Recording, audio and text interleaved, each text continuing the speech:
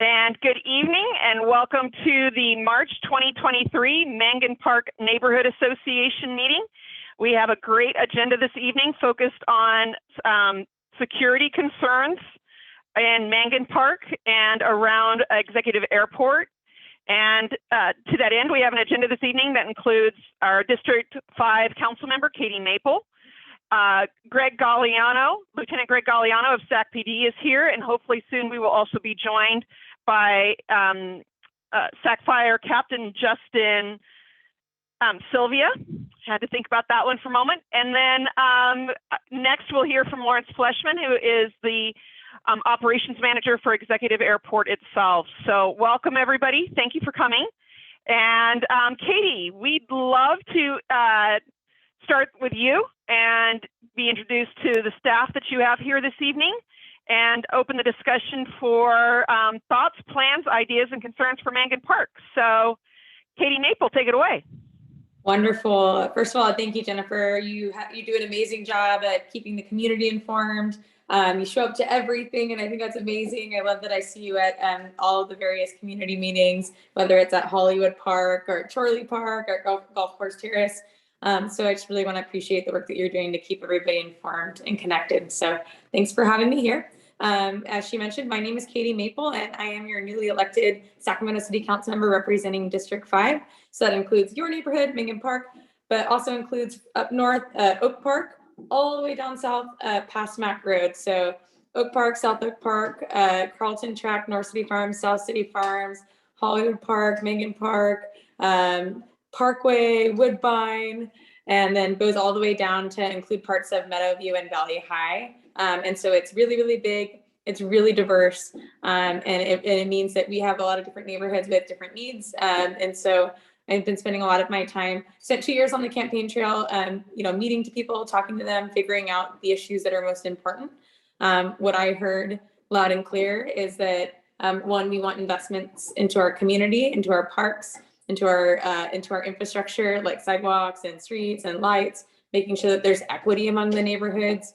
I hear it loud and clear that there are some neighborhoods in Sacramento that have a lot of resources and have been paid a lot of attention to over the years. And I'm going to be fighting to make sure that that means all of our neighborhoods, not just those who are sometimes the loudest. So I'm going to be fighting for you to make sure that our voice is at the table and in the room for those discussions. And then housing was another issue that I heard as well. So a lot of folks that are having difficulty finding housing that they can afford, or their kids or their grandparents or whoever it might be, staying in their housing. So a lot of rising rents being an issue, displacement in some neighborhoods.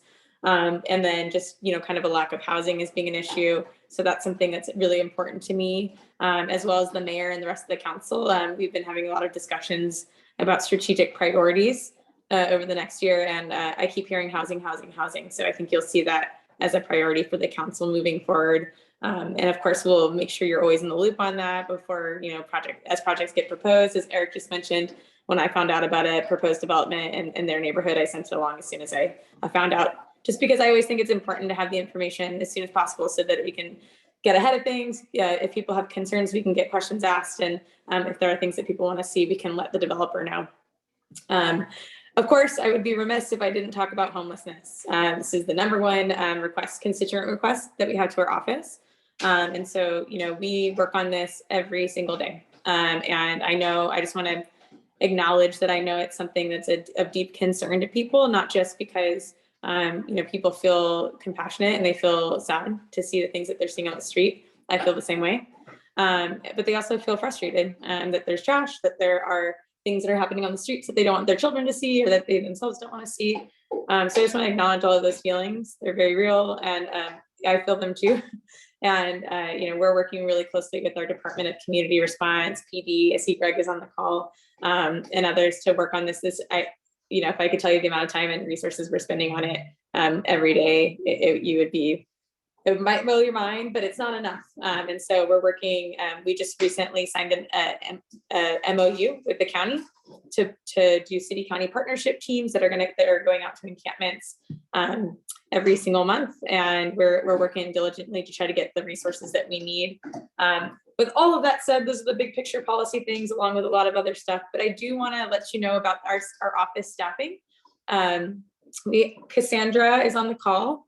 I don't know if you want to pop on your video, Cassandra, but she is our operations manager, and she's in charge of everything in the office, all of our schedules, and she is the person to reach out to if you are trying to get a meeting on the books, or you're trying to invite us to an event, or just basically anything where you need attention. We will for an event or something like that. She is the person to reach out to, and so I will put her email in the chat after I'm done speaking. I can as well as I wanted to draw to your attention the oh, do you want to say something really quick, Cassandra? Oh, so sorry. I was just gonna say I'm having some tech issues, so I can't turn on my camera right now, but I can put in our office information in the chat and everything like that. That would be lovely. Thank you. We also have not on this call because our team is really, really busy, and the thing that I love about District 5 the most is our sense of community and the fact that we have events going on almost every single day of the week, and oftentimes overlapping. So the rest of our team is out and about at other events. But our district director is a gentleman named Michael Benjamin. He's wonderful. He knows just about everyone. And he's in charge of primarily constituent services. So if you reach out to our office and you have a need, there's an encampment near you that's causing issues, you might contact us about that. You have, an issue related to parking, basically anything related to city services, you can reach out to our office and contact Michael, and he will get started on some casework to help you through your issue. I wish I could even name all the things that I'm learning about things that you can do through our office. It's amazing. So that will also be in the chat for you. And then our chief of staff is Ryan Brown. So he just manages all of us and makes sure that things that we need to do from a policy perspective inside City Hall are getting on the calendar and through the process. He's also someone that you can contact if you have issues. That will be in the chat. And then our generic inbox is district5@cityofsacramento.org. And that's where basically it's a catch-all. So if you don't know where to go or who to talk to, just go in there, and we all monitor that inbox. So no matter what you will be hearing from us, we try to respond within 24 hours. Even if we don't have an answer for you, we'll at least tell you that we've acknowledged your email and that we're working on your issue. And so that's all going to be in the chat, as well as our office number if you'd prefer to call. And I think what I will do there is pause and see if anyone has questions for me. Okay, I see Elena. I think I've been here for about 9 years, and I'm not sure how much before that it was that the city nursery shut down. So what we have in this neighborhood is a vacant lot that the city is responsible for, there's several nonprofits that have been lovely that have fallen through and haven't gotten their funding. So our ongoing challenge in this neighborhood is 34th Avenue is just a place where people come and do bad things. And so I worked with the previous District 5 person to try and get some kind of, for me, because of all like the politics of it, there's no loitering laws. So we can't do anything through loitering. So to me, the only other answer is parking. When I worked with the other office, they just kept referring me to parking, and the parking rule on the books is only if it's too much parking and too much traffic will parking handle it.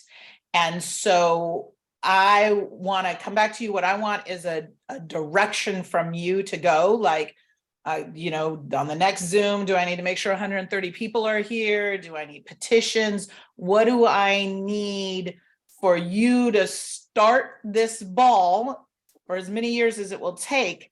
I know there are costs to put the posts in. I know there's a political legal issue about the city may need a new resolution that says in the absence of loitering laws, we are going to start restricting parking on streets where there is all kinds of bad things happening. Like if that has to happen first, whatever the steps are that need to happen, that is I need that for my neighborhood. I need people to not just know, they just came to dump a washing machine there last night. So it's just constant. And in terms of budgeting, like one plug for the budgeting is the city spends a lot of money on the illegal dumping calls. So if we got something under control in that situation and the illegal dumping goes down, They're saving money there, even though they have to put the money up front to put in the posts. So I just want to know from you, like, what can I do in terms of community organizing to make you able to do something to help us? Awesome. Thank you for, first of all, thanks for bringing that to my attention. And I'd love to, maybe you and I can connect offline too, and you can share with me some of the background history on what you worked with the previous council member's office, just so I don't duplicate any work that's already been done.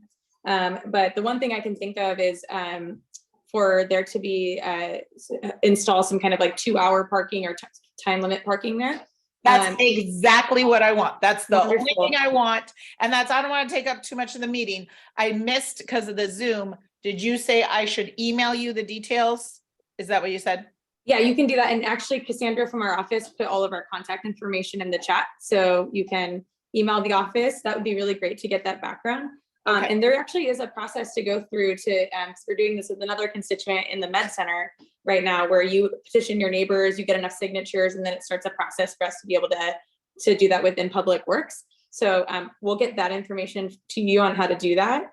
And then I hear you loud and clear on illegal dumping and that it's an issue. I know that we're moving forward, hopefully very soon, on some of these projects with Three Sisters Garden and Planting Justice. And so hopefully the beautification of the area, including the park, will help deter some of the dumping. We've seen that in other areas. If you invest in the space, people don't dump there because they're like, oh, this is nice.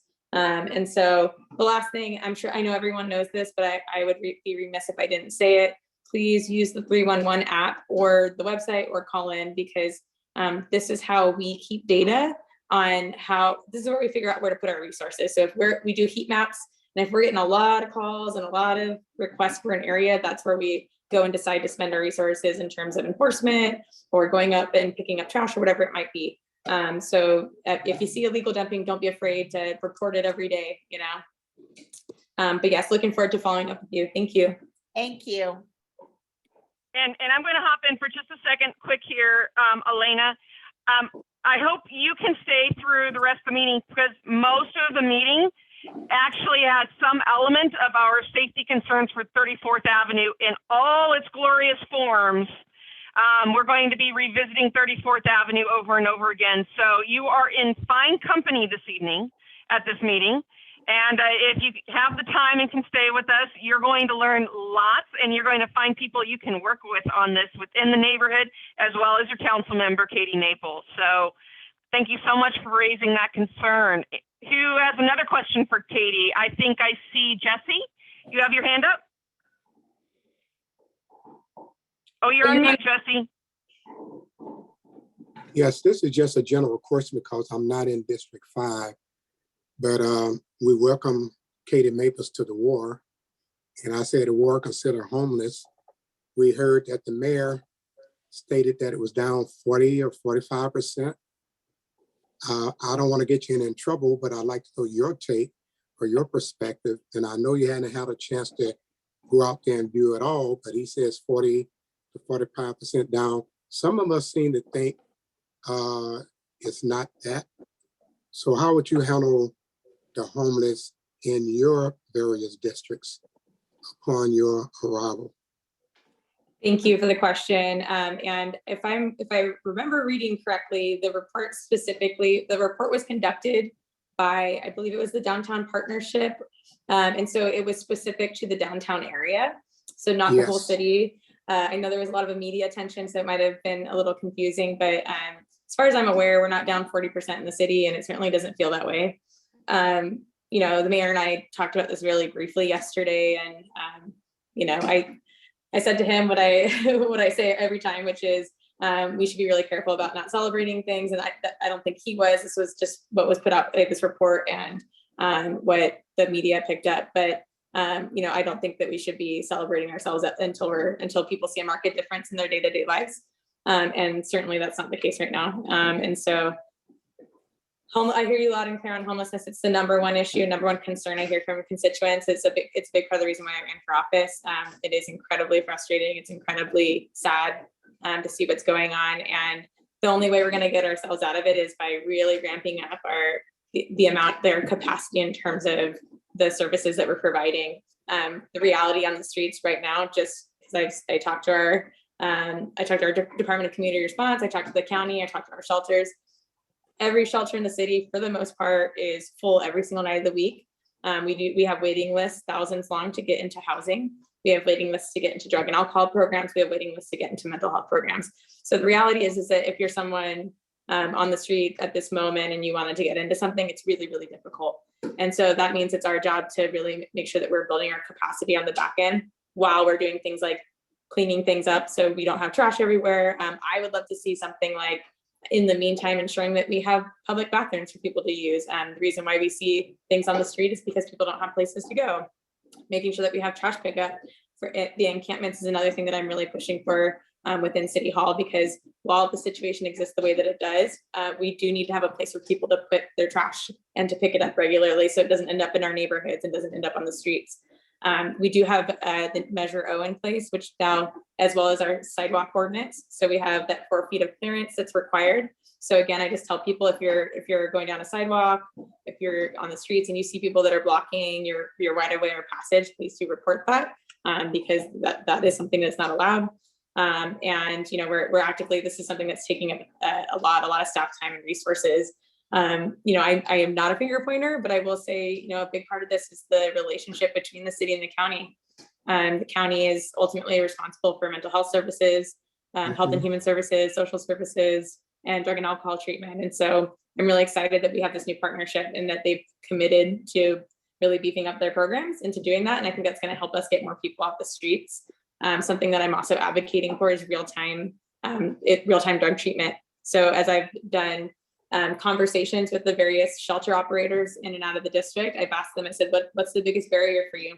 Help me understand. And they said, honestly, one of the biggest barriers is if somebody walks into the shelter and they're like, I want to get off fentanyl, or I want to get off heroin or something right now, we don't really have the resources to get them to a place to get that they need. And it's usually a very short window of time that somebody's willing to do that. And then who knows how long it'll be before they're ready to get clean again. So it's a lot of different things at once. A big piece of that is housing, which we're working on at the city, but I know it's a long answer to not say a lot, but it's something that we're working on every day. And then if you have specific issues to certain encampments or individuals, please do let our office know. Tomorrow morning will be our second one in 2 weeks, where we've had neighbors in various neighborhoods come to us and say, hey, we're having a problem with a specific encampment. And I go out there myself with my staff, our Department of Community Response, PD, and people from other people from city staff, to talk with them and to make sure we understand the problem and that we're focused on it. So we're happy to do that. Okay, and lastly, I think as citizens, all we want is the truth. And I'm not saying the truth wasn't told. And like you mentioned about the media, sometimes they will take it and run with it and spin it in another direction. But then if homeless is down 45 or 40% around City Hall and the courthouse, then it should be stated as that, and stated that it's now 100% on Broadway, 150% on Broadway. That's all we ask is for the truth. Thank you. Fair. Thank you. And I can't see everyone's face, so I might need your help, Jen. I'm right here with you. I'm looking for any more hands, other questions, things to raise with Caity. And we have, I know I'm at, about 4 minutes until my time anyway, but we're an open door. So the last thing that I'll say, this is the fun stuff, is we're a priority for us in the first year, 2 years, is really building community again. So we're doing lots and lots and lots of community events. We're supporting community events. We're supporting our little leagues. So we've already spent several $1,000s helping our little leagues in the district get the supplies and equipment that they need.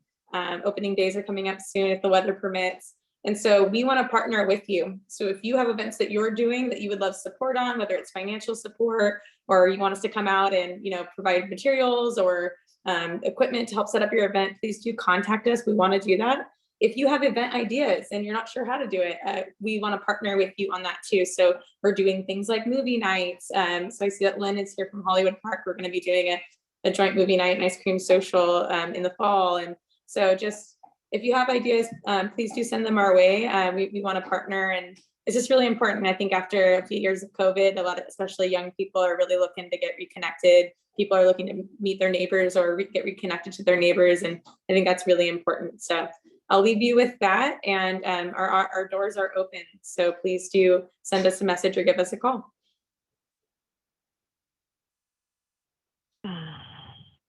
Excellent. I'm looking at the time and doing my little organizational thing. Any other last minute questions? All right, then I'm going to grab just our last minute or two real fast and do some, and share my screen just for a moment to let Caity and the Mangan Park residents here know what the last Mangan Park wish list looked like when Jay Chenier was our council member. So this is just kind of updating her and bringing her into conversation and helping everybody to know kind of where Mangan Park, the neighborhood association, is trying to organize to bring in resources to help us out, especially along 34th. Just about everything we're working on is around 34th Avenue. So let me get that screen sharing going. So first up, along 34th Avenue. Everybody can see this? This is what we're hoping to see happen in the park over time. Some of them are recreational, some of them are security concerns. So one, the former gun range was promised to us as a community center twice by Jay Chenier when he was running for office. It hasn't been opened to the public in over 8 or 9 years. We're not allowed in there. We've tried. We've been denied access. So we'd still love a community center there in the park with the former gun range. I know that's a big ask, but it's number one. I get asked about this all the time. Mangan Park itself does not have any formal meeting places, which is one of the reasons we're meeting by Zoom. We don't have a school. We don't have a church. The Swiss Buddha is more than welcome to welcome us within, to be our living room. And when we want to relax and talk business, adults are welcome there, but in the meantime, it's not always the best place to conduct business. So we would love a place in Mangan Park where we could have a meeting and invite people to come and have it be a proper community meeting and a community space. Next, the pool has some routine maintenance that needed doing at the end of last summer. Doors that were getting splintery and wet and rotted, and eaves that were rusting and corroding. A lot could be done. Mangan Park will be more than happy to help fundraise for some of those things if necessary, but now that we've got the pool nicely finished and everybody loves the pool, let's make the pool property look fabulous and make certain that it is completely safe. I get requests all the time to have lights and security cameras in the park. It's dark, especially right there along the boundary. It's our southern boundary. It's Executive Airport's northern boundary. It is dark, and behind the pool house and behind the former gun range that we hope will become a community center, nobody can see behind there after dark from the street. You have to walk around the buildings to see it. If we could have some lights back along the border at our fence line and a couple security cameras mounted on the rooftops, I think we'd see an improvement. I had a request last summer from a resident who lives right across from the pool who said, Jen, what can you do to get us lights at the pool? And I said, you want that? Isn't that going to like shine in your windows every night and keep you awake? She said, it's better than what I'm seeing going down in the pool house. I'd rather there be lights and security cameras than have the constant stream of misdemeanors happening there most of the nighttime. So we'd love lights and security cameras. I think if we could get solar panels on the pool house roof, we could have the pool open 9 months out of the year and really make it a going concern and get aquatics teams and aquatic events and really bring back a lot of life to the area, especially if the pool is properly maintained.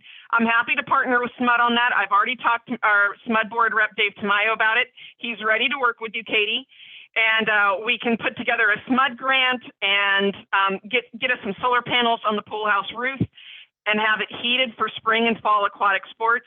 There's even a resident in Mangan Park who has worked as an aquatics events manager. That's what she did. She knows all the teams. I know that there's a shortage of good places for swim meets in Sacramento.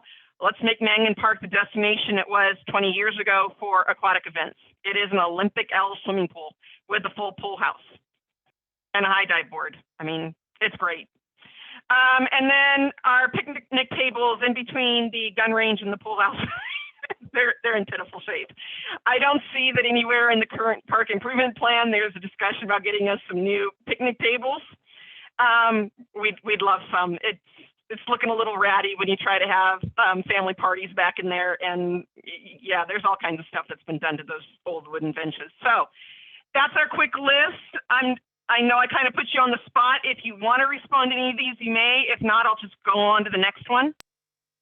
No, this is really helpful. Actually, I took a lot of notes, and I have some ideas. And so for some of these, I'd love maybe Jen, you and I can do one-on-one, and you can give me a little background on ones where there were former council member involvement.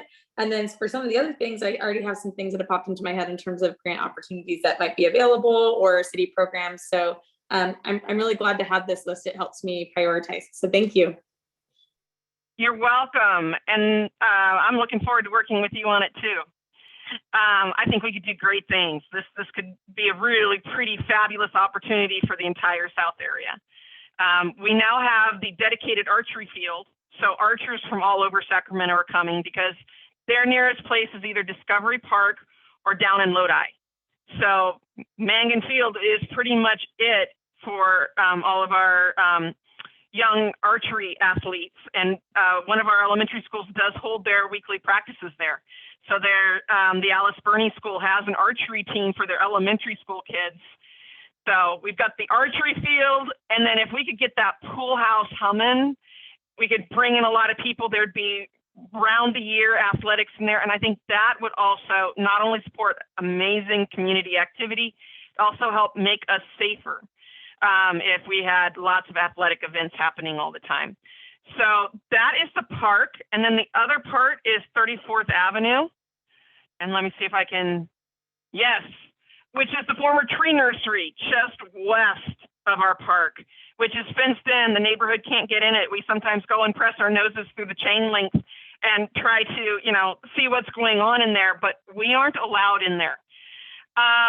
So one, Planting Justice has the lease. We want Planting Justice in there, but we've been waiting 3 years for Planting Justice to come in.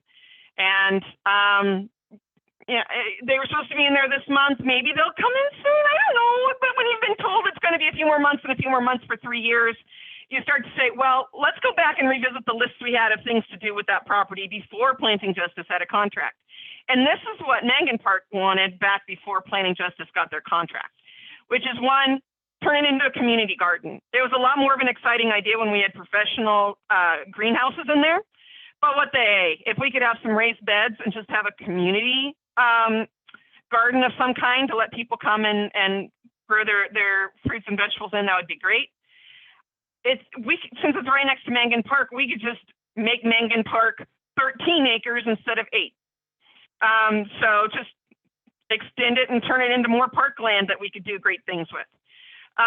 We could turn it into event parking for Mangan Park if we're having more aquatic events and more archery events and soccer events and baseball events and all the things that Mangan Park can offer to the area. Let's get some event parking dedicated. And then also, once again, since it's so dark and so poorly attended, it needs lights and security cameras too. Planting Justice was supposed to be bringing that in with them and keeping the property occupied and monitored, and that isn't happening. So we still have this great big gaping dark hole right along the airport boundary that is causing problems for everybody and making us all feel very insecure. So that so just a quick update and some thoughts for me to go back and talk with them. So I did have a meeting, I believe it was last week, with Three Sisters Garden and Planting Justice in Oak Park, and we just met over coffee because I wanted them to kind of brief me on where they are. So they have finally gotten their conditional use permit, which was what was holding them up. To be honest, it was, it was a big part of the city. They were, they would submit documents and they'd come back. COVID was a part of it, where staff was taking longer to get things processed. But they finally have received that. It did take them a significant amount of time to get that. And to be honest, they were a little frustrated, but I wouldn't necessarily put that on them. And then I asked them what their next step is, and their next step is that they're going to be opening up the public bidding process for a contractor. Again, that's more of a city requirement. From their mind, they're like, we already actually had somebody that we wanted to do this that would do it, but because of the city's really strict contracting requirements, it has to be an open bidding process. And so that's next. And so, with that said, that with the permits and the process opening up, we hope groundbreaking should be in the near future, but I will keep everybody posted. But long story short, it shouldn't be another 3 years. It'll be hopefully another few months. So I will keep you posted as soon as I know more specific timelines, but hopefully you can have an end to some of your woes there. And then I will check back in with them about the lighting and the cameras and what was promised there, just to make sure that they're holding up their end of the bargain. Yes, please, and thank you. That is appreciated. So those are some of the things that Mangan Park has been wishing for and working on for the last couple of years. We're happy to welcome Planting Justice. We just need that property occupied and monitored. Elena, yes, please. I wanted to ask a real specific follow-up question. The previous organization that had been in there for the 5 years before the last organization, their funding ended up not coming through, I think in part because the city is so hard to navigate.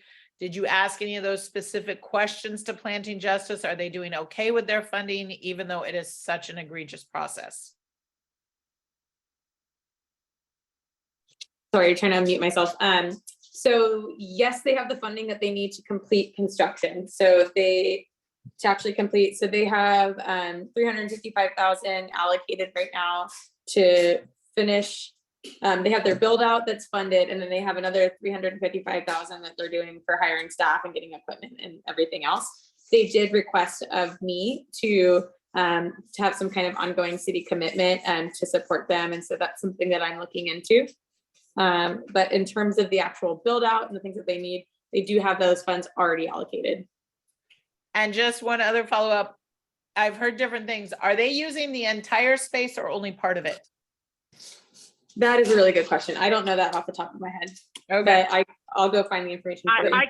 I think I can offer some information on that.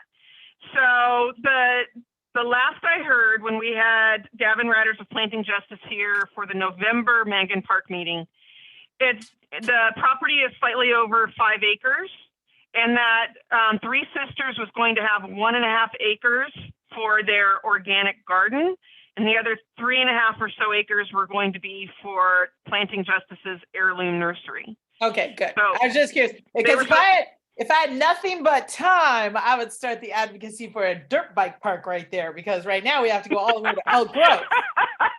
Wow. Okay. Elena has a marvelous 10-year-old son who's very active and very engaged, and I can completely see that. That would just, oh yeah, that would totally work. Yeah. So Elena, thank you for that suggestion, and we'll see how it rolls. Yeah, and I've really taken up a lot of time. So, but I'll stay on the call, and I'm really looking forward to. I'm really looking forward to hearing about the other topics, because I'm of course very interested in the county executive airport safety and our fire safety as well. So, thank you. And thank you, Katie. I'm so glad that you came and joined us and shared your information and your experience and the opportunities with us. We are grateful, and please stay as long as you wish.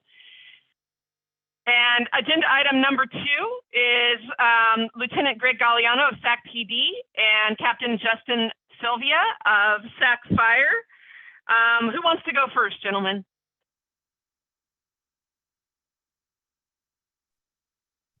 I can go. Well, good evening, Captain Justin. Thank you for joining us. And I want to give him extra props. He only really learned about this meeting this morning, and here he is at 6:42 in the evening to share with us whatever the information that he has on the investigation to date and to the fire that happened in Mangan Park against the executive airport boundary last Sunday night. It's a property that's burned before, and Captain Justin, we'd love to hear more. Pretty please. Yeah, absolutely. So just to introduce myself, I'm Justin Sylvia. I'm a captain and the public information officer for the Sacramento Fire Department. I deal with all the media inquiries, on-camera interviews, and community outreach items.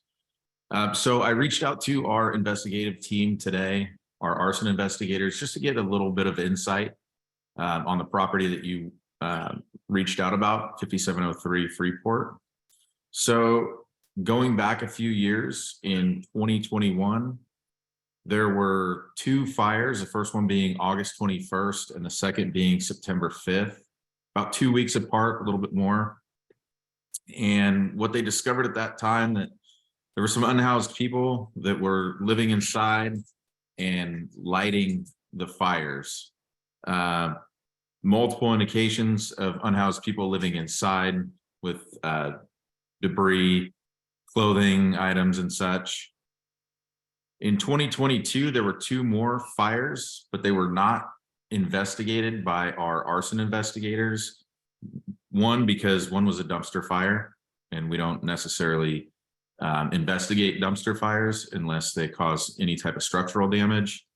And one of them was a fire inside the building, and it was in the sink. It was relatively small, didn't cause too much damage. And once again, there was more unhoused activity that was noted inside the building at that point. And in 2023, we had a fire on March 11th. The cause of that was undetermined. It's really hard to prove arson. That's up to our arson investigators, who are also sworn peace officers. They do make the arrest, but have to have a lot of evidence, either an admission of guilt by whoever's on scene or a reliable witness. The most recent one that was on the 26th was also determined undetermined. So there are people of interest, but that's all they are at this point. A big factor for us, it's been noted that the building has not been secured. So that's up to the property owner to maintain security around the building, which gets a little difficult sometimes when you do have individuals that cut the chain link or cut wrought iron fences to gain access into these vacant properties. There are also no cameras around that building. We rely heavily on cameras during our investigations.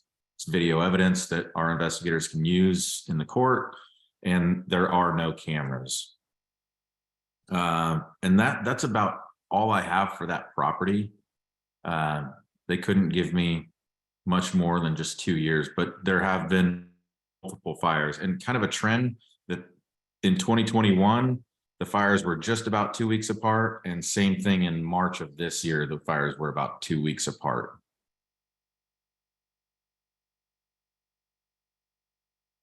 So. Thank you very much, Captain Justin. We appreciate that. Elena, questions? I also wanted to say, does Barry have a question first? It looks like his hand is up.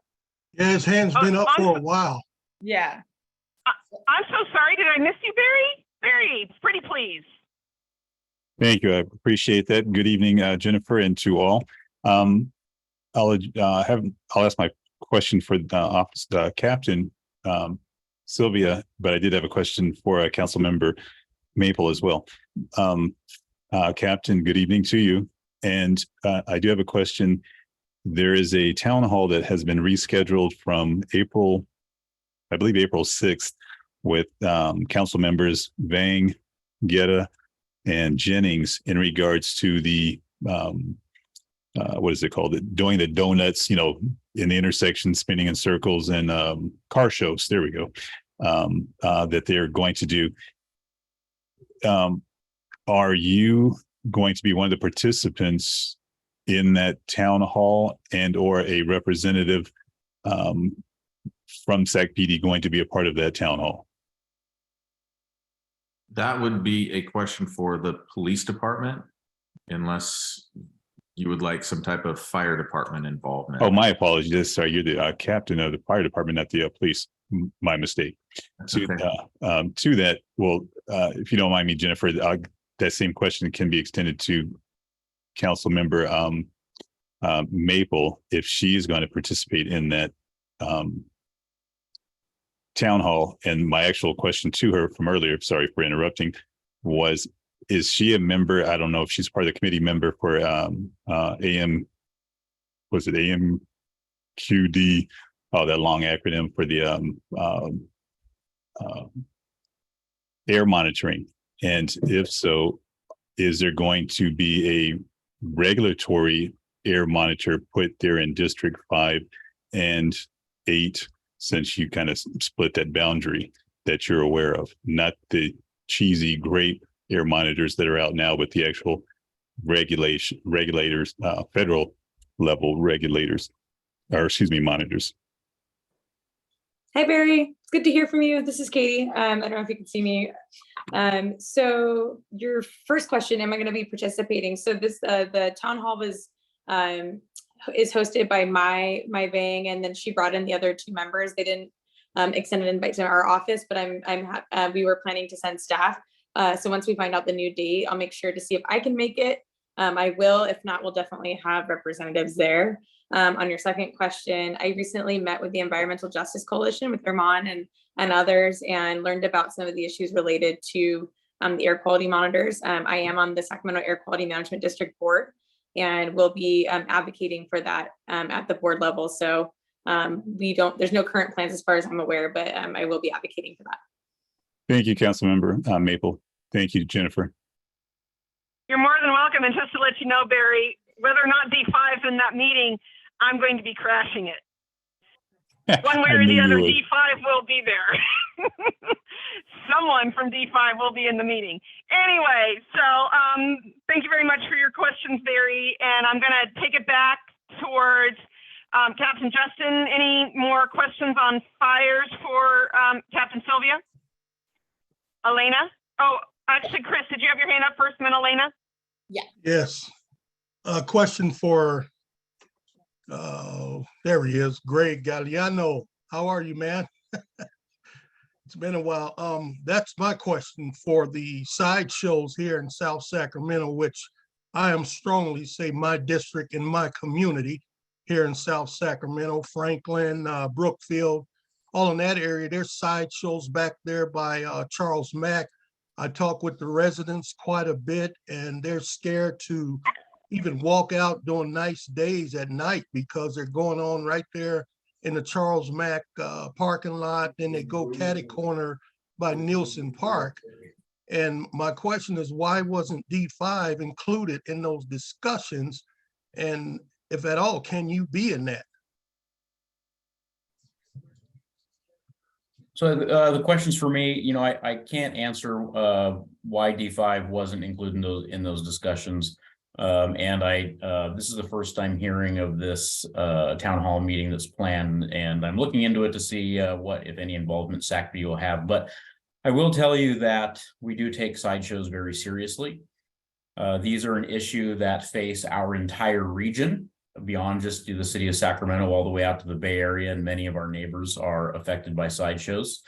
And we do have a response to them when they do occur, and we are familiar with them. We do send resources to address sideshows and do the best we can. Often we are vastly outnumbered by the amount of participants, because we find out about sideshows well after they've formed and they've done their illegal activities.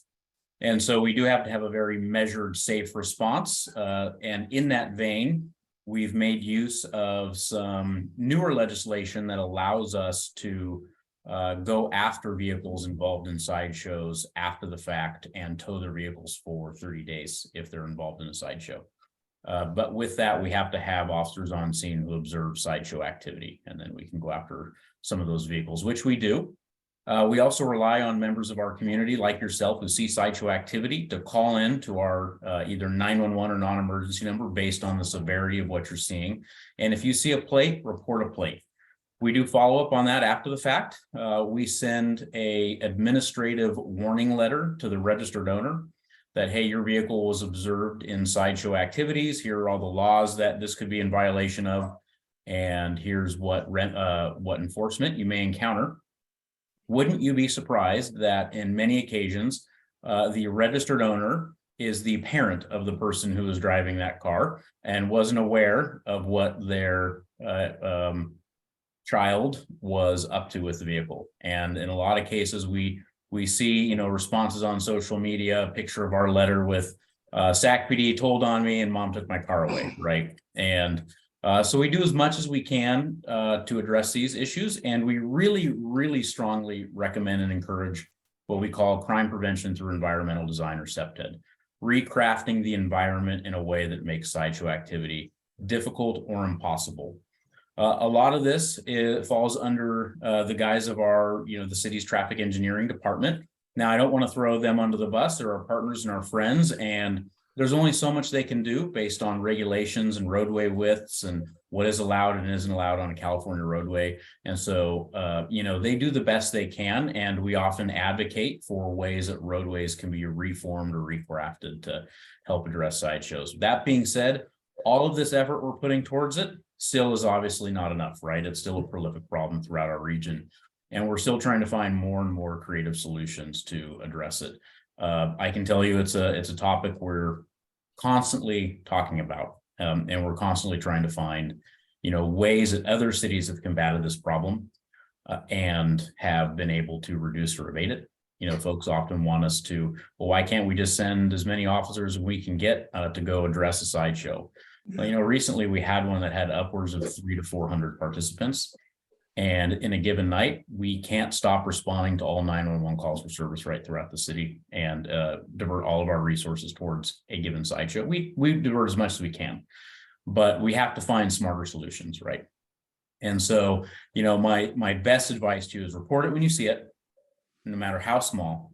You hear tires squealing, you hear somebody doing donuts, you can call that, you can report it. We do make it a call for service. If there's a specific location that officers can be directed to, we send them to that location. If there isn't a specific location, it's what's called an all units broadcast, meaning that all units in the area are made aware of the situation. And then, like I said, in instances where you have plates or video, we follow up after the fact. Yeah, and I just want a point of clarification.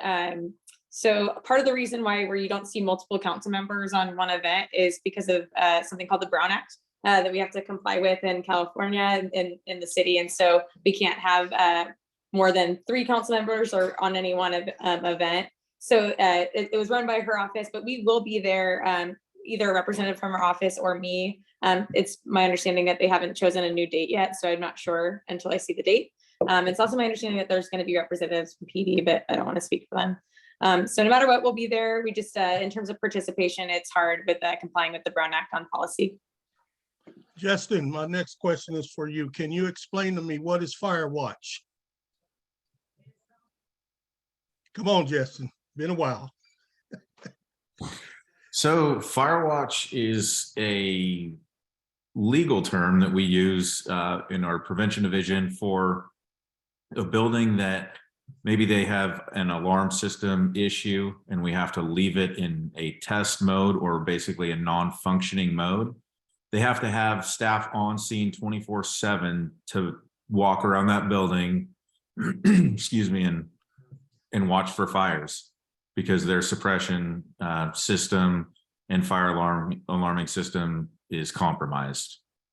Okay, the reason I asked you that, because in my district here, there's a well-known business owner. He has several businesses that produces thousands of dollars, and he's opening up 2 more in another area. And the building's been vacant for a while. No one's in it. He's upgraded it, put in the fire alarms, all them things, whatever you put in, and it was all ready to go and it wasn't sending a signal. So Bay Alarm had to come out and fix what they had to fix. Well, by 4:30, it was all done. And I guess folks at your office left and they came out and told him, well, we don't care. We're still going to charge you up to $25,000 for a fine, and you have to have someone here to do fire watch.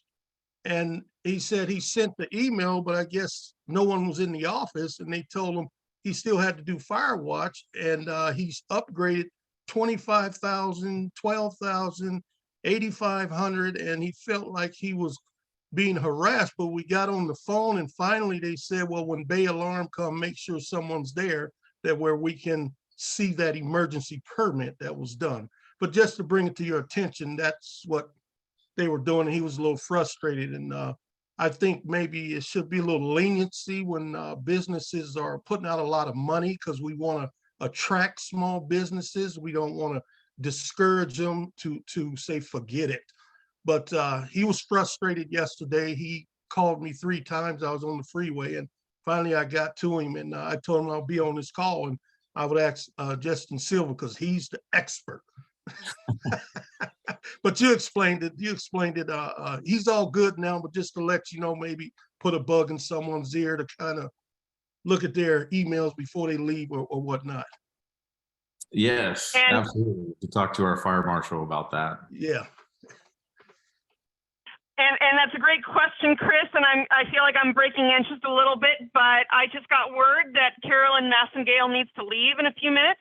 Okay. And she is an assistant district attorney, and we're fortunate to have her here this evening. And I wanted her to have a chance to say a few words. Good afternoon or evening, excuse me. Sorry, I have all these children around doing homework. I'm Carolyn, and I'm with the district attorney's office. I am a community prosecutor. So part of my job is to address some of the issues that we're seeing in our neighborhoods.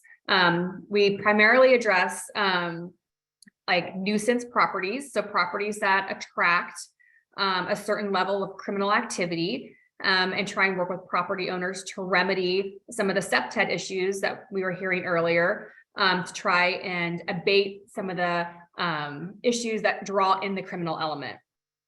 We also deal with unhoused individuals, many times who are, the core problem is addiction. And as part of the district attorney's office, many of these individuals are repeat low-level recidivist offenders. So they pick up misdemeanors left and right, trespassing, littering, shopping carts. So what we try and do is we try and treat and address the main issue that's causing some of the issues. So we have a program called the CORE program, where if an individual in a 12-month time period picks up bench warrants, citations, misdemeanor arrests, that total a number of 10, and they're taken into custody, we can offer them treatment in lieu of jail time. And generally that's kind of a nice carrot to dangle out in front of them. So we do try and really address some of the issues that are causing homelessness, especially addiction.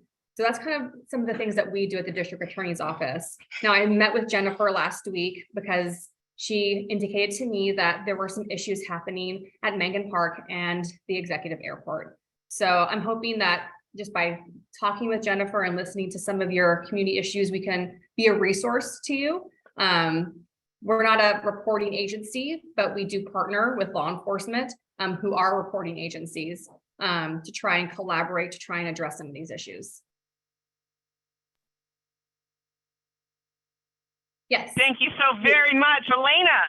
Before you go, Carolyn, so speaking directly to what's going on with the fires at the Lanai Center, is that serious enough for you to start to like pressure Lanai Center in some way to do something about the homeless people living there and lighting fires? So what would happen is if there was a fire there, the fire department and or the police department, they generally send reports to our office to review. Okay. That being said, I have put in investigation requests to pull all the calls for service at the shopping center to kind of see and get an overall picture of what's happening there. I just haven't gotten that stuff back yet since Jennifer and I just met last week. But I've done several drive-throughs in the area, and I think it's mainly because it's been raining. So I haven't seen too many encampments in the back part of that parking lot. And it did look like a crane was there doing some demolition this past week. So I think that's a good sign, maybe that the property owner is, taking note of some of the issues that are happening on their property. So I thought that was very encouraging, just seeing that there was some type of cleanup. But I have pulled the calls for service. So once I get them back, then I can start taking a deeper look to see if this really is a problem property, and try and work with the property owner to see what we can do. Now, are they building fires to keep warm, or are they cooking, or? It's probably a variety of things. Because my understanding that if they're have a fire to keep warm or whatever under a bridge or whatever it may be, if I'm correct, maybe Justin can correct me, that my understanding is that you can't go and tell them to put that fire out if they're building it to stay warm. Am I correct, Justin?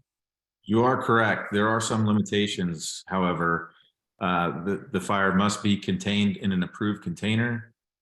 You have to have an extinguishing agent such as water or a shovel to dump dirt on the fire if it does get out of control. And another fire that the unhoused can have, or anyone can have, is a cooking fire. So warming and cooking fires. However, if it's inside, it's not permitted.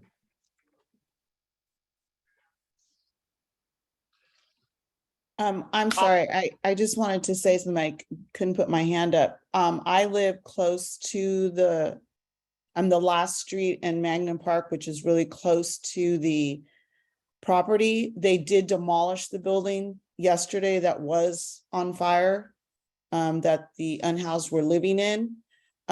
Yes, they were having fires inside of the building because I can see it through the fence. I don't know if it was cooking or whatever, but it was within the building. But that portion of the building is now gone. And that went down yesterday. Yes. Well, that's some good progress to hear there.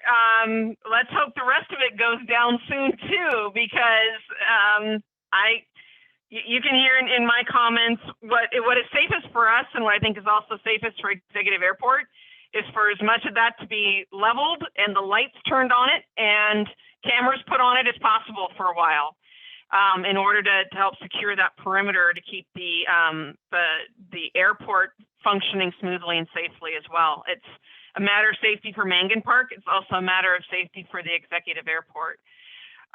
So I know that several people you've been here your hour. You're probably like looking at your clock and thinking it's time for you to go.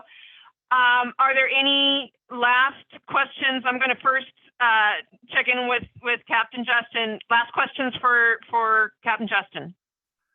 Yeah, I want to just say that it'll be a question in summary. These guys, fire and police, their hands are tied, and I've seen it with myself. They're put through a lot, and you call them, and people are getting frustrated, and it's not much they can do when they go to these camps because of the, I want to say laws or whatever you call them, ordinances, and their hands are tied a lot. I've stood out on embankments with them out here in South Sacramento, and the only thing they can do is look. They can't go and engage and say, you got to get rid of that illegal fire, you got to get rid of this. So I just take my hats off to them, because their hands are tied, and it's frustrating to them too when they go to certain calls and know they can't do nothing about it. So let's just kind of understand their side of it and work with them and see how we can make it better for all of them. Thank you very much for that comment, Chris. And Captain Justin, my closing comments on your report that you gave is, you said something about they tend to be 2 weeks apart. Both times there have been fires, they seem to be 2 weeks apart.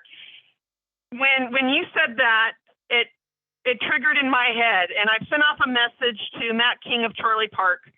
Charlie Park is on the southern side of the Executive Airport, along Freeport as well. And for the last couple of years, Matt and I have been tracking a string of fires that happened all along Fruit Ridge between roughly the old Rayleighs and down to Meadowview Road. They're just, and they move, they just migrate. And we suspect we've got a fire bug, and he likes to operate out of Chorley Park as well. So we've got a couple of people that we see moving around that we have our eye on. Do we think that person is the arsonist? So we've got physical descriptions of about 3 people that we really look out for and try to make certain we know where they are and to determine if there are more fires around us. He's down south, I'm up north, and we're always looking for these people. I think we've got an arsonist operating, and he takes up residence and moves up and down Freeport. So that's something for SacFire to be aware of. I'm fairly certain you know that last summer was just crazy along Freeport for grass fires, just for no reason. There were grass fires out along the road, frequently. And whoever it was tried to set fire to the side of the Walgreens on the back side where you have to, most people aren't supposed to be back there. Well, somebody took a bunch of old pallets, piled them up against the wall of the Walgreens and lit the pallets on fire and tried to burn down the building. We've seen that kind of structure in Chorley Park as well, where a bunch of brush was put up against a tree and a slope, and they lit the fire at the base and tried to get the fire to slope up into the tree, just like they did against the Walgreens. So I'm happy to continue to work with you on this, and we'll see where this goes. Don't lose my info. I won't lose yours. And we'll keep working and trying to keep everybody as safe as we possibly can. If that building gets demolished, and if we can get more control over 34th Avenue, here's the hoping that things automatically improve for all of us. So it is for you 7:09, and you've been here longer. You showed up earlier than I recommended you arrive, and you've been here the whole time. Please stay if you wish to, but also if you're like, I gotta go, we completely understand, and we are grateful for all your generosity this evening with us. Thank you. I do have to go. We have a promotional ceremony tomorrow that I will be hosting, so I need to get my ducks in a row for that. And just want to say thank you to Councilmember Maple. She will be doing a 24-hour ride-along coming up with us. So props to her on that, because that's a big deal. I look forward to hearing all about it. I'm so glad to hear that she's going. It looks like she has signed off, and so has Carolyn Massengale. But I know how to reach them again if we need to. And thank you so much. And I'll also check in with Lieutenant Greg before he goes. But thank you. Best wishes tomorrow and on that upcoming ride. Thank you very much. Have a good night, everyone. Bye-bye. And Lieutenant Greg, anybody have last questions, concerns for Lieutenant Greg of SacPD? Who has also been very generous with his time, even though he had a little more notice in advance before the meeting. Elena. Yes. Oh, go ahead. I just wanted to clarify, let everybody know, yes, SacPD is going to be a part of the town hall coming up. I don't know if you can, like the other speaker had said, like put a bug in someone's ear. I came this close to catching the guy who dumped the washing machine 2 days ago, but when I called the non-emergency number, I was like, it's a minivan, he just turned right on Fruit Ridge. But the policy, she said, is unless they're still on site, SacPD can't do anything about it. And it just seems like I don't know. I just wanted to share that it was frustrating. That is true. I do feel your frustrations. We don't investigate unlawful dumping. That is done through solid waste and the code enforcement division within solid waste. And so we will respond if they're actively unlawfully dumping, just to relay the information, whatever we find on scene, to solid waste, not to conduct any actual enforcement action. Okay. So yes, I feel your frustrations. I do strongly encourage you to continue to talk with solid waste and code enforcement and ask for cameras. They are able to put up dumping cameras that can be monitored and followed up after the fact for enforcement action. I do not want to promise anything for them though, because I'm sure, like everything, those are in short supply. and along with budgets and manpower. And I do believe they even have some up over in Chorley Park related to some unlawful dumping they've had. So I know that is a tool in the repertoire, but like I said, I don't want to promise for them. I'm sure they have rules and they look at processes, and I'm sure just like us, they look at reporting stats and heat maps before they deploy resources. So please continue to report. If you didn't report, it didn't happen.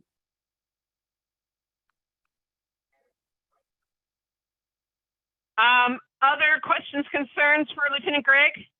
Yes, good night, Lieutenant Greg. Thank you, sir. Yeah, is there, normally you get a chance to say a few things that you've noticed. We didn't quite roll like that today, and I know you need to go, but is there anything you want to give us a heads up about before you do? Yeah, so the helicopter crashes at the airport and the theft of the helicopters, right, being investigated by multiple jurisdictions, FAA, FBI, and ourselves. We of course take a backseat to the FBI and an incident like that. But I will say this, the day it happened, I received a handful of emails from some Nextdoor leads saying they saw some Nextdoor posts mentioning the sounds of explosions by the airport. So I immediately checked with my comm center and they tell me, nope, we haven't received a single call. Nothing's come in yet. We didn't get our first 911 call until about 45 minutes after the fact. And so I will strongly encourage everybody here and tell your friends, a Nextdoor post is not a report to the police department. We can't see Nextdoor posts. If you do a Nextdoor post or comments, it does not, in no way, shape, or form are we given access to that. And even if we were, we can't monitor it 24/7, but we don't have access to it. And so it's not until somebody actually calls us that we know about it happen. We know it's happening. So please, please, please tell your friends, 911 first, Nextdoor second. That's really my biggest thing to share, Jennifer. We're still really heavily into violent crime, and especially as it relates to violent crime and firearms. If you check our Nextdoor page, speaking of Nextdoor and our social media pages, you'll see that our South Gang enforcement team just made a outstanding arrest after a months-long investigation, which resulted in about 50+ pounds of methamphetamine and over 62 illegal firearms taken off the street, including assault rifles, fully automatic weapons, personally manufactured firearms, and more. So we're very hopeful that definitely helps reduce violent crime in our community. And, we continue to investigate that, to do what we can to keep you, our residents, safe. But that's all I have. Those are the talking points I had planned. Well, that's great information to have. And Lawrence is getting an earful tonight of everything that's been going on around. I'm really glad he's able to participate. I see that Barry has his hand up for you. Barry? Closing question for Lieutenant Greg? Thank you. I couldn't get to the correct switch there. Lieutenant, I know I had brought this up in one of these meetings, neighborhood meetings about a year ago with Captain Monk. And I've gone up and down Freeport a couple of times since then, but only a couple of times. So I hadn't paid attention as I once did. There were about a year ago or so, several massage parlors popping up and down Freeport Boulevard. If they are still there, have you guys noticed any out of what they should be doing activities going on at those massage parlors? And if you have, what have you guys done about it? That is a good question. Several years ago, I actually worked out here in the South area as your problem-oriented policing sergeant, and we received many massage parlor type complaints. And for the most part, we would turn those over to some other source to investigate and look into until we realized that they can often be the epicenter of traffic and other related crime and what would be a rundown shopping center, right? And so we decided to look into them a little bit more heavily and work with our partners at the city attorney's office to do so. And we would conduct investigations that would sometimes result in verifying that illicit activity is occurring. And then we would work with the city attorney's office to file lawsuits or injunctions or administrative penalties against the property owner to remove the massage parlors from their property completely. Fortunately, the massage parlor ordinance was, or the massage ordinance was expanded a little bit, which requires anybody who operates that type of business to be open for inspection from code enforcement and to have certain regulations they have to follow. So instead of using that older path of having to do some type of investigation to verify illicit activities, when we do receive those type of complaints, we work with code enforcement to levy administrative fines or to do inspections through them to ensure that they are on the up and up. So if you do see those, don't hesitate to report them to us. You can report them to myself over email or to our South Command, and we will look into them and we will work with code enforcement. But they really have some of the best tools now to shut down a parlor that has unlicensed activity happening at it. Thank you very much. Sure. All right, so Lieutenant Greg, it is, you've been very generous with your time this evening. We are very, very grateful. I see that Bishop Chris Baker has his hand up. Can you make this go super fast for Lieutenant Greg? That's a mistake. I didn't take it down. Nope, you didn't. All right, then we're good. Lieutenant Greg, as always, you've been wonderful. We are very grateful for all of your time and generosity. And you have April 26th on your calendar for the next Mangan Park meeting by Zoom. And we look forward to seeing you then and catching up on all of the District 5 fun that we've all been having in the coming months. So God bless you and keep you. May you be safe and sound, and may we come back together again next month. Thank you so much, my friends. I'll see you in a month. Bye. Bye-bye. And Lawrence, it is your turn. We are running this segment ran a little longer than I thought, but you definitely have now have lots of information on what's been happening in Mangan Park as far as our security concerns and what we think is driving it, and the many types of different problems that we have that we're all working on. And what's really fun about it is how many people are in this meeting who live somewhere along the Freeport corridor or in the general area, but you can hear that we recognize that the problem's larger than just this strip of road. We're all having a lot of the same problems in other areas nearby. So I want to introduce Lawrence Fleshman, the operations manager of Executive Airport, and we are fortunate to have him here tonight. I reached out to him after the helicopter attempted theft and crash 2 weeks ago to express my concern and to say, you know, maybe we should compare problems. And that's kind of why he's here tonight, so we can compare problems and see what we can do to work together to make this area as safe as possible. So welcome, Lawrence, and say hi to Mangan Park and friends. It's a pleasure to be here, and thank you for the invitation, Jen. The reality is we experience some of the same issues that you guys have been bringing up. You know, unfortunately, mostly it's driven by homeless. We have our staff, although it's pretty thin, we have nicknames for some of them because of some of their behaviors. I'm surprised that Greg did not say that the individual that did the helicopter incident last 2 Wednesdays ago is actually he's been apprehended. It has not been reported. It just depends on whether or not they're going to extradite this guy to Nevada or whether it's going to be federal charges here. So they do have this person in custody. And the reality is our ability to make our airport secure is relatively thin. And what the things that we need to do are similar to what all of you have talked about. Our tenants, many of them have surveillance cameras. Our tenants, what we've done, at least in the last 2 weeks, is we've redone many of our lights on the airfield. And for those of you that have driven by or maybe can see, they're all working now where they all were not working in the past. And that was that was no one's fault specifically, but it's just getting the attention from the Department of General Services within the county to get these things fixed. They are fixed now. We're going to stay on top of all that. Whether or not we do some things differently with fencing and security fences, et cetera, is still yet to be determined.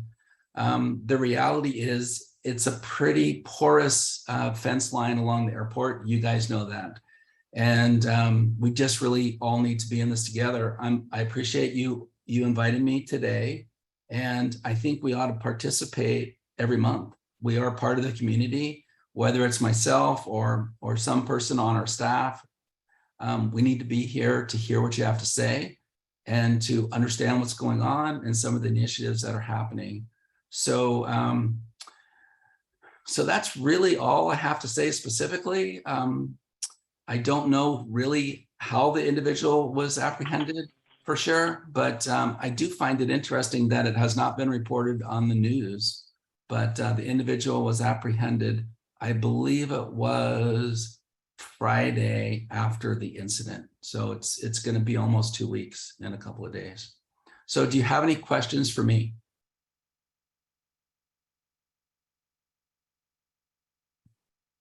Yes, go ahead. Let me see here. Hi. Christina. Yeah. Hi, Lawrence. My question is there a funding issue or something? Like, for instance, you know, you were talking about you're having issues with fencing and the area is porous. I know that that the golf course nearby has also had a problem. They've had people going in several times, getting their equipment and driving off with it, and going over fencing, which is chain link fencing. There is other kind of fencing that is more of a deterrent, which has smaller holes in it so nobody can climb over it to get onto the property. Have you looked at that or considered that? We're looking at a whole lot of things, not the least of which is razor wire on top. And I spent most of my time at the international airport and just recently came over in October. And the frustration about fencing is it's easily cut for people that want to get through it. It's a wire cut or bolt cutters, boom, boom, boom, and they're through it. And then the other things that we face, there's a couple of culverts that we've not been allowed to put. I guess I would call it. I don't know what I would call it, fencing or whatnot in it to alleviate somebody being able to go through the culvert, and that's because then if there's a heavy rain like we've been having a lot of, then the debris gets caught and then it all backs up. So there's weird things that we have to wrestle, which allow people to get in. I know Jen was talking to me about the people that walk along the levee there and whatnot, and it really does drive us crazy. I know it's driving you guys crazy. So we're going to do the best that we can. We have security guards on 16 hours a day. They're on from 4 in the afternoon until 8 in the morning. And on the night in question, it's interesting. We actually know where the guard was and what he was doing and why that sound did not alert him to investigate immediately is still kind of under investigation. So we're looking at a lot of things, not the least of which is, like I said, 8-foot fencing instead of 4-foot fencing, installing additional surveillance cameras with some of our tenants. And I know this is going to sound really funny. It is not a normal practice for these airplane owners to lock their airplanes.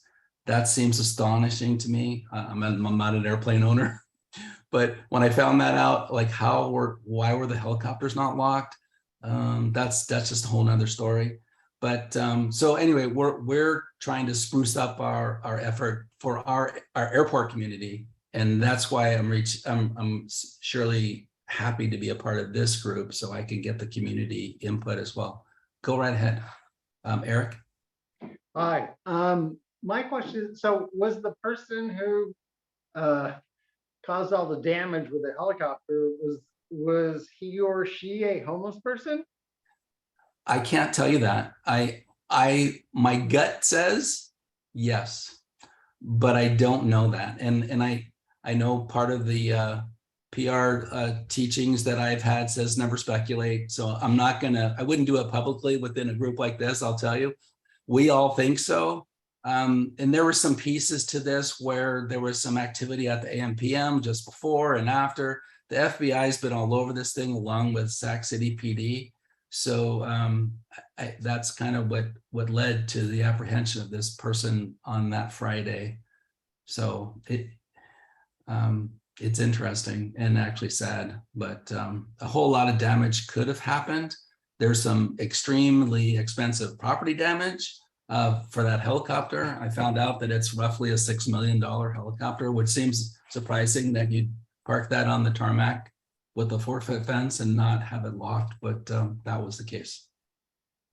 And I don't fault them for that. It's just the practice. It's a little bit odd. Any other questions? I do, but everybody else can go first. No one else is raising their hand, Jen, that I can see. All right, so just so that everybody's clear, and Andrew, you should reach out to Bing Maloney Golf Course since you share a boundary with them. Mm-hmm. Word came through neighborhood circles. It's probably, it's not gossip. It's not quite that. There's truth and evidence behind it. Nevertheless, we can't say it's been verified by any law enforcement agencies. Let's just put it that way. But there have been multiple thefts at Bing Maloney of their equipment. As Christina said, it got driven off. Last night was a small dump truck valued at about $20,000. So you just had a $6 million helicopter someone tried to steal, and Bing Maloney has lost tens of thousands of dollars in the last couple of months to their theft. I know of other thefts in the area. Chris will probably remember that the Old City Cemetery in Land Park about almost 2 years ago, somebody busted the lock on their storage unit and took all of the city's lawnmowers, weed whackers, everything that gets used to maintain the Old City Cemetery. So we know along the Freeport Strip that there's a lot of these high dollar crimes being perpetrated. And so that's a matter of concern. I called Bing Maloney myself today to invite them to the meeting. Nobody responded, but if you want to reach out to Bing Maloney with a note of sympathy, maybe they will be interested in speaking to you, because when I think of you and the executive airport and what you need to do to keep the airport functioning smoothly and safely, there's both a southern border and a northern border that are really pretty critical. And Bing Maloney is having problems along with Chorley Park. So people are living in Chorley Park illegally and then cutting through the fence through Charlie into Bing Maloney and perhaps even onto the airport. And so that makes it a little bit harder to track, because Chorley Park is 33 acres large. There are no lights, there are no cameras back there. As you already heard me say, I talk to Matt several times a week. We're trying to track a couple of people of interest. But we notice the same crime, the same sort of crimes happening south of you that I notice happening north of you, and that we think that it is similar people. So those are some additional thoughts. You asked, you said you were a part of this community. You absolutely are. I want you to know that I will continue to keep you on my monthly invitation list, and you may come and go as you please. Because yes, you are a part of the Mangan Park community, and we're happy to have you or any other representative of the airport here. If you can't make it and you want someone else to come, just send me an email introducing the other person and letting me know, so I'm ready to welcome them. It always helps when I don't have to say, yeah, who are you? That's never the most welcoming sort of a feeling. So yes, I know that this is an ongoing process, and we all know that we've got a lot of things that are a challenge to us, but I'm thrilled that you reached back to me and that we can continue to work on these things together. You are looking right now, if you write down the names of the people who are here, these are some very stalwart community organizer types operating in the South area. They do a lot of really good work and keeping an eye on what's going on and making certain that information gets communicated that frequently doesn't get communicated through standard sources. So Chris Rogers is an amazing social media maven who really moves small informational mountains from land park. Eric has an eye for policy with Sierra Curtis, and I like to check my facts with him. Let's just put it that way. Eric's great that way. Jesse Reese is in Meadowview. He keeps his fingers in a lot of pies right along with Barry Boyd and Jeff Solomon.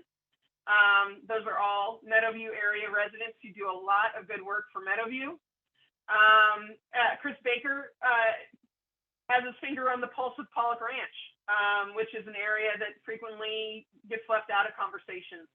Erica Jaramillo is in Oak Park, and she works with the Tenants Union and does a lot of work on housing and homelessness. And then Letitia and Ashley always have my back in Mangan Park. They're great, and Rick is a longtime mover and shaker based in Land Park. So you're looking at a core of some people who really make things happen in this area. I can tell. So thanks for the invite, and we will be participating in the future. Excellent. Well, and you can always reach out to me at any time. And if you need to connect with any other people, I'm happy to connect you. Oh, Eric? I got a question for you. I forgot that this has come up at our association meeting.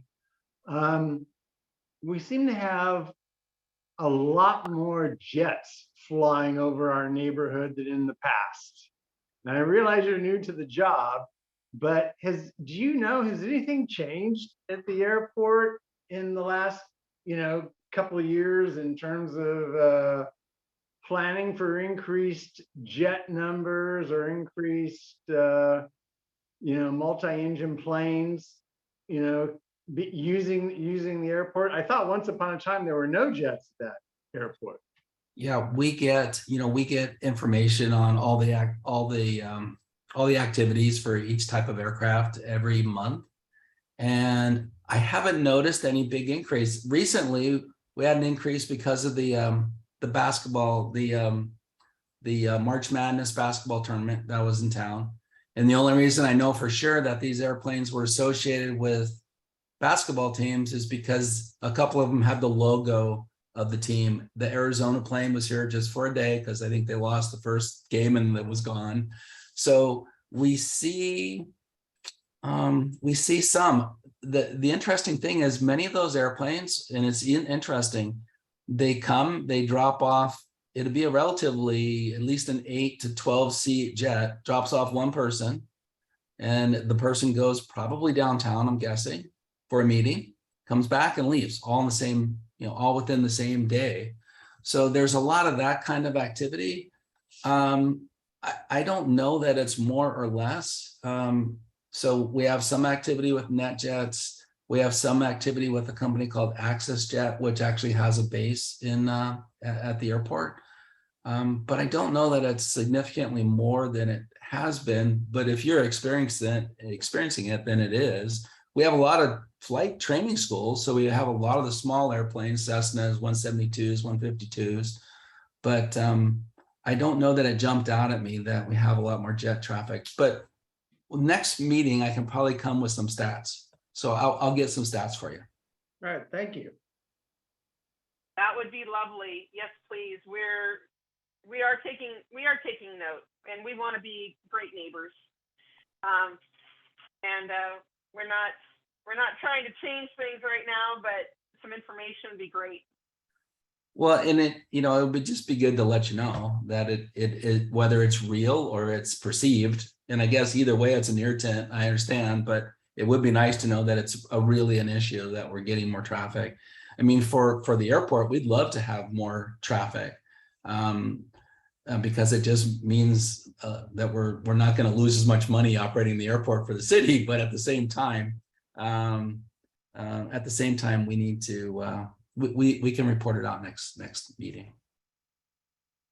Yes, please. That sounds great, and that's kind of a nice segue to the next meeting. Will be the fourth Wednesday of April, which is April 26th, 2023, at 6 p.m. by Zoom.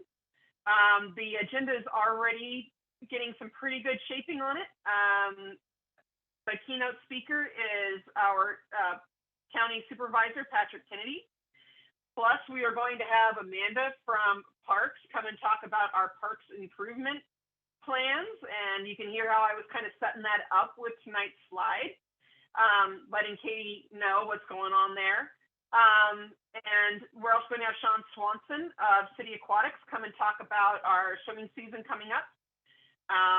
Hence also a little bit of that setup in what kinds of aquatic things we can do to make aquatics happen more in the area and keep the park more occupied. And then, yes, we would love to hear a report from you. And we always do our SacPD safety minutes as well. So typically that's the first 15 to 20 minutes is Lieutenant Greg Galliano and anybody else on security patrol. We welcome in the first 15 to 20 minutes to say hi and update us and listen to our most recent concerns. And we try to let them go instead of have them stay for an hour. That was extra special of them this evening. So that is the next meeting, Wednesday, April 26th at 6 p.m. by Zoom. I'm also looking at scheduling for the fourth week of May. That is still very open. But I'm trying to have the meeting happen before Memorial Day instead of after. A little sketchy kind of thing. But there will be a May meeting. And then also on some upcoming events, I might have Chris kind of talk about some of these things a little bit because I pulled them off the LPCA page.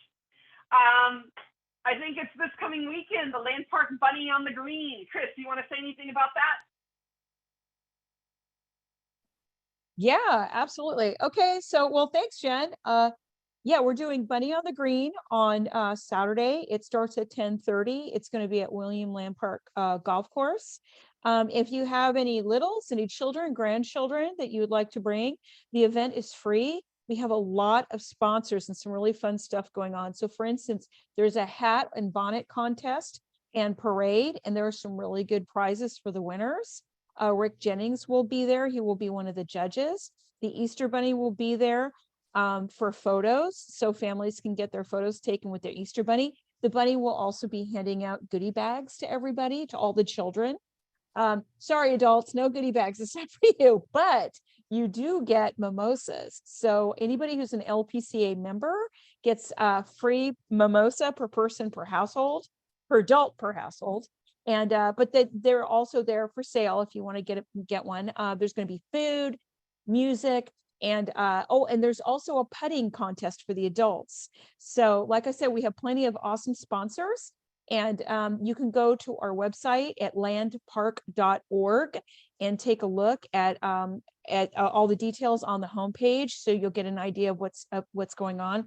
Also, Jen, I don't know if you know about this, you might, but we're planning a pedal and roll event in the Panhandle on May 7th.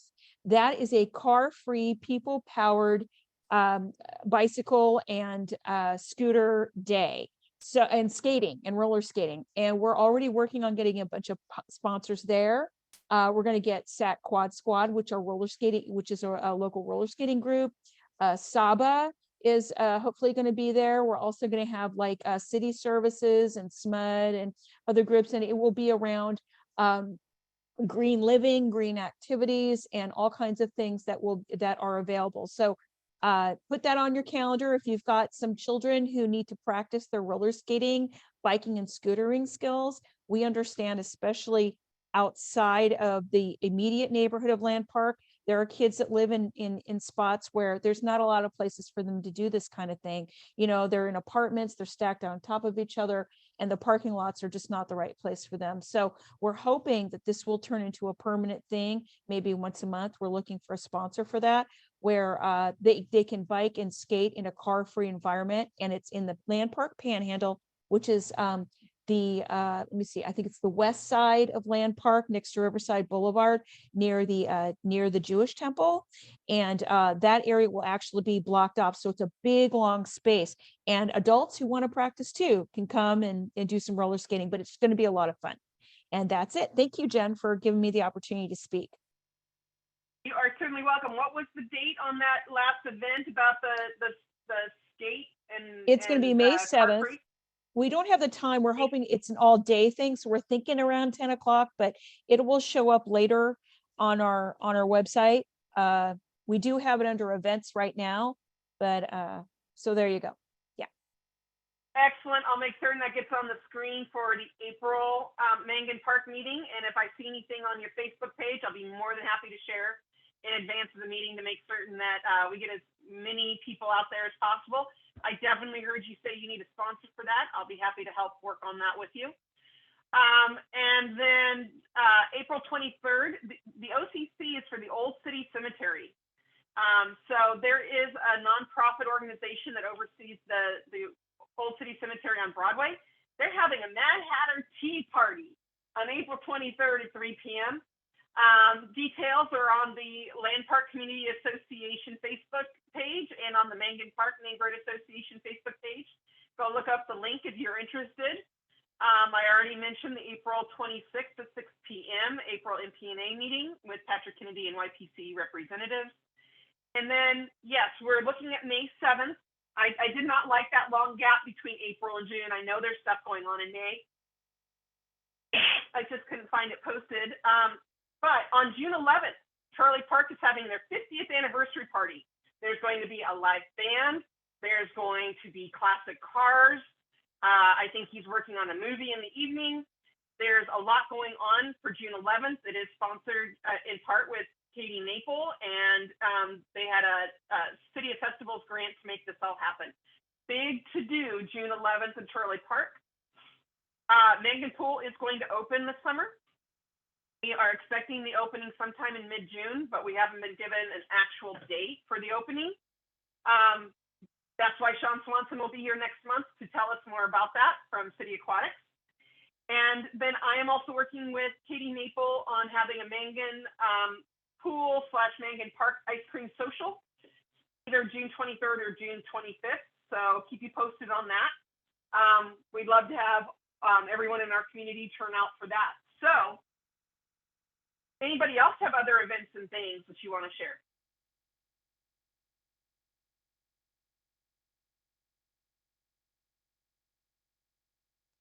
Hey, Jennifer, I don't have an event, but I did have a question.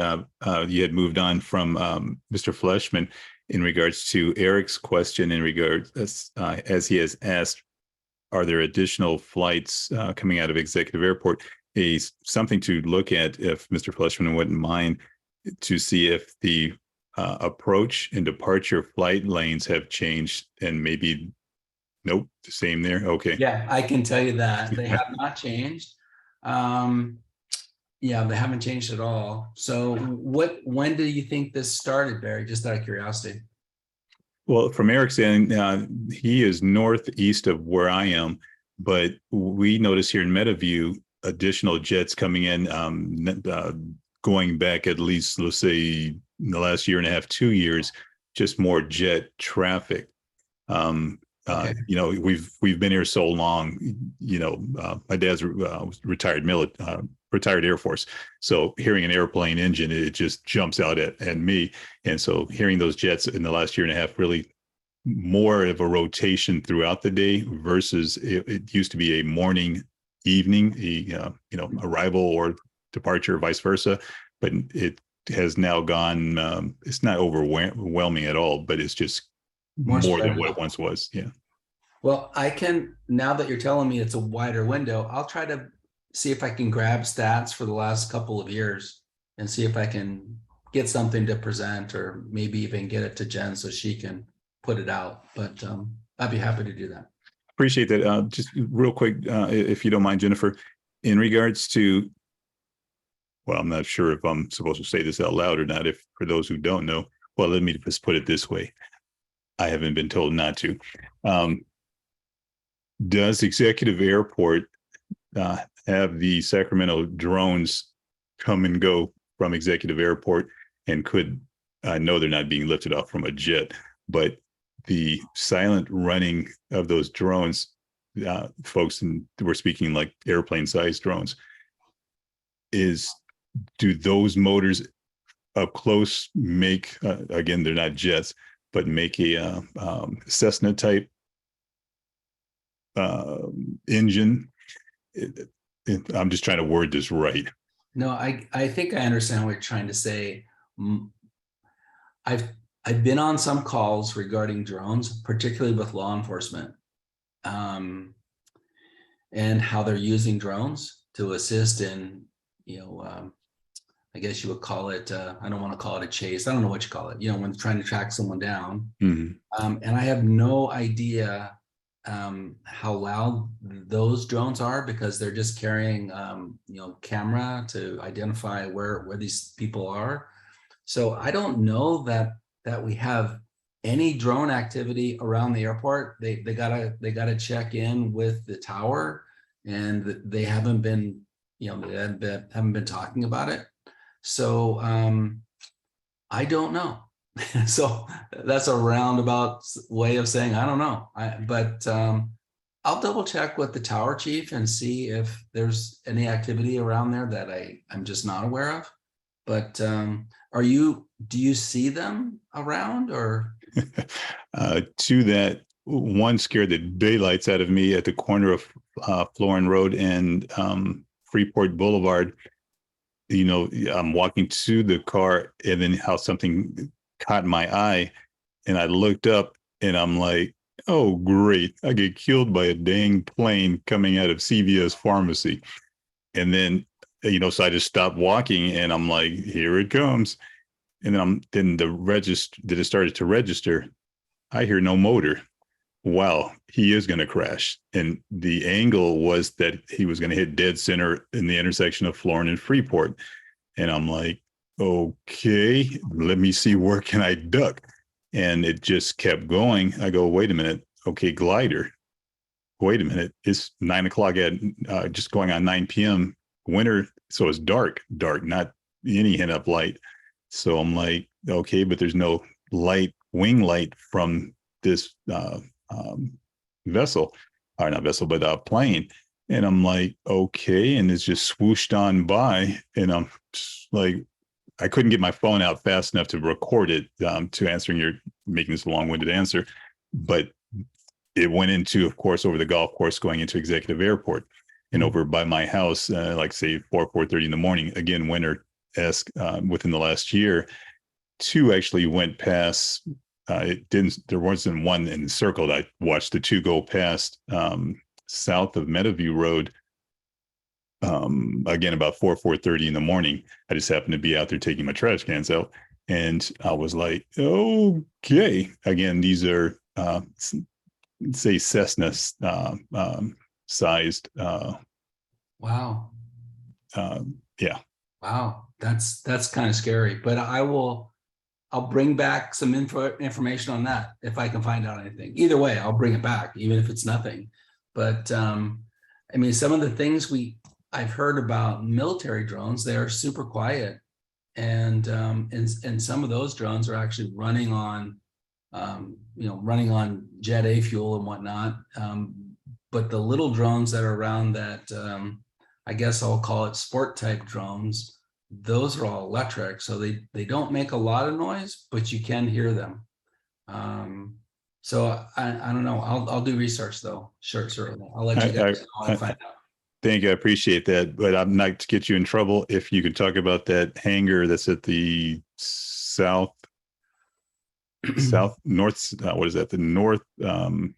northwest corner, that's under the gates or behind the gate and under lock.